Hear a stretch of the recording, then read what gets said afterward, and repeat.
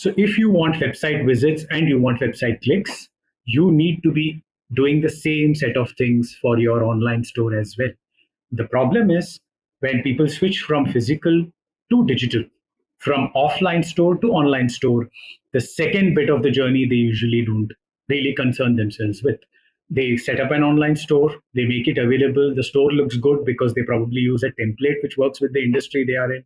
To some extent, they don't really think about whether the branding is completely in place. And here I'm talking about mid-sized companies. Okay, I'm not talking about startups alone. Startups, it's understandable. They are bootstrapping, so they have to work. But even mid-sized companies don't get this act right. Enterprises don't get this act right in many cases because for them it's just another thing they need to do because of the digital revolution. My competitors are online, let me also be online. And here I'm specifically referring to the online store that they built. So it's www.brand.com or brandstore.com. So let's take, for example, Nike. So you have nike.com or you have store.nike.com. Now, Nike is available on Amazon, it's available on Flipkart, it's available on Myntra, it's available in all the marketplaces, but it is always devoid of a brand experience. So when you look at a marketplace, you get certain things uh, like quicker delivery, you get multiple options. I search for a Nike sports shoe, for example. I will also get to see Puma, I will also get to see Power, I'll get to see all the other brands, Adidas, and everyone that's available in that marketplace.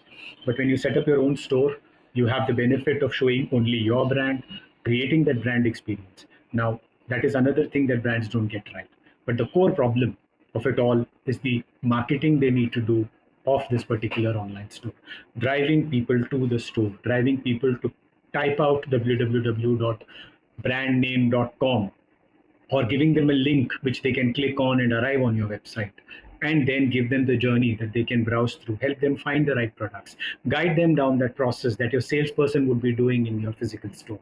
You don't just let people walk around in your store, right? There are people available who will walk up to you if you seem a little lost. They will come and ask you a bunch of questions. What are you looking for? What kind of shoe? Are you walking? Are you running? Do you plan to do yoga? What is this? What is the purpose of the shoe that you're buying? And then they take you through that journey and help you find the right product.